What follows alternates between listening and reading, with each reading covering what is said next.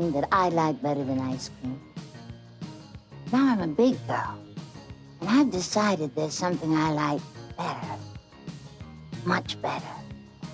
It's called the stuff. And believe me, enough is never enough. Hi, my friends. Have you ever found a mysterious white goo coming out of the ground and decided, I must take a bite out of that? You know, much like this gentleman here. So smooth.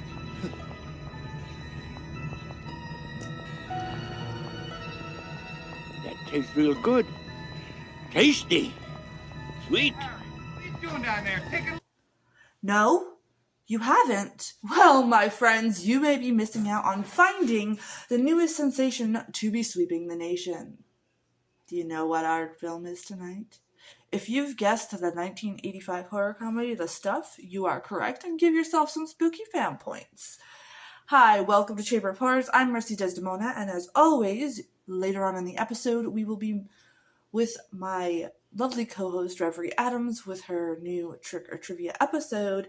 Now, I'm going to kindly remind you guys, every time you comment and participate in Trick or Trivia, you get put in for a drawing to win horror collectibles, original designs, and other cool horror stuff. So play the game if you'd like. You can play along by commenting on our YouTube, Instagram, Facebook, or Twitter. So, with that being said, let's get into the film.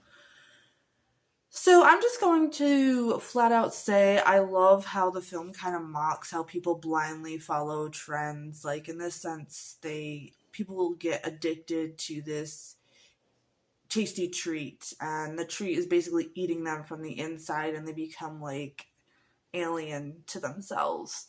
And it kind of mocks about like how people like just blindly follow trends without actually researching it and finding out that some trends, not all obviously, but some trends may have a little intent to harm you, you know? I know people are gonna be like, Marcy, it's not that deep, it's just a cheesy movie. You know what? We all interpret movies differently, so maybe I took it that way. If you have a different interpretation, let me know in the comments down below. So we follow this guy, Mo. He has amazing punching power. On this for me. Oh! Broke his jaw. Help. Look at that punching power. He's investigating the company who is pushing the stuff because they've noticed some weird things going on, and he partners up with this lady who's good at marketing, and somehow their relationship gets really close really fast, but hey, whatever. You hear him say his name a lot because Mo money. It's ridiculous. The whole script is ridiculous. It's ridiculous and weird. It's as ridiculous as my Wendy's video that I posted. It's just out there. We have the man with the karate hands.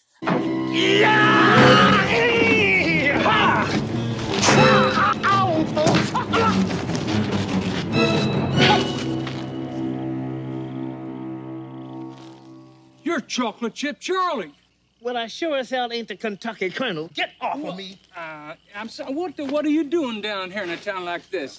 I honestly don't understand why he was on top of his car for that to jump on it, but whatever. We soon find out that basically the stuff is rotting people from the inside, and the people that are addicted to it are actually like being controlled, and they're like, leave us alone and all this kind of stuff, and they're trying to take over the world with this stuff. And this little boy goes down to his kitchen at like 3 or 4 a.m. and he sees the stuff just moving by itself, so he refuses to eat it. Of course, his family doesn't believe him, and the stuff doesn't move on its own when he goes to show them. So they think, oh boy, this kid's just losing his mind, yeah?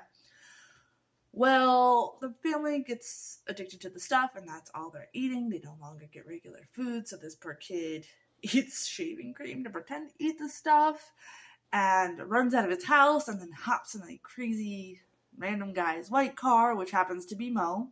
Good for him that it's Mo. Well, kind of, because Mo kind of forgets that he rescued the boy, and the boy ends up in a tank, and then they gotta find him. It's a whole big deal. Well, anyway, they're trying to find this militia who is fantastic in all cheese. Like, they were just perfect amount of cheese. They meet up with this militia, and they go fight the company, and it's just fantastic. It is a cheesy film. The script is awful. The overacting is awful. The special effects actually are pretty damn cool. The CGI is awful. However, this is a good brand of cheese. This is like top-notch cheese you could ever find. I highly recommend it to any of my pals who have not seen this film, who maybe don't like, like slashers and all that stuff. This is kind of goofy. It's not meant to be taken super seriously. But there are some funny moments in the script where you're just like, what? What did I just hear? And even with the acting. But it's not awful to the point where, oh my god, I really can't watch this. I need to turn this off. It's annoying me. It's not like annoying awful. It's just cheese awful, which is appropriate awful, if you catch my drift. With that, I will give it 10 out of 10 Spookyfam points. Have you seen this stuff? Let me know in the comments down below. Did you like it? Did you not like it? What is a film that you would like us to review next? And with that, I will let you go over to Trick or Trivia with ReverieAddams. Hey, it's ReverieAddams, and you're just not getting any makeup out of me today. Sorry, you're getting the skin of a 30-something-year-old menstruating person who is just recovering from an allergy attack. So I think you'll survive, but unlike the people in the questions in the movies that we are going to talk about today,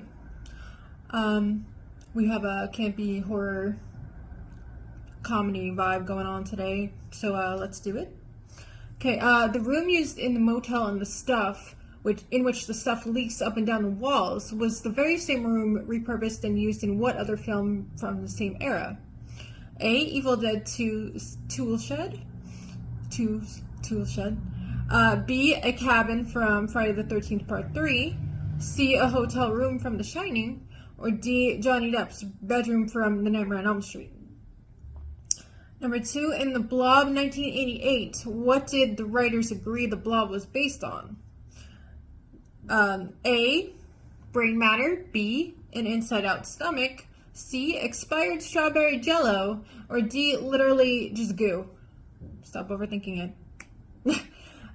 3. Which of the trio of creators behind Killer Clowns from Outer Space stepped on screen to play Clownzilla?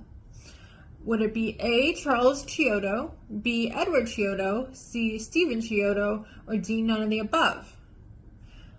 Alright, so let us know what you're thinking.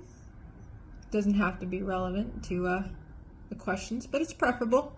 And happy haunting. Alright. Thank you for watching Chamber of Horrors. We hope to see you next week.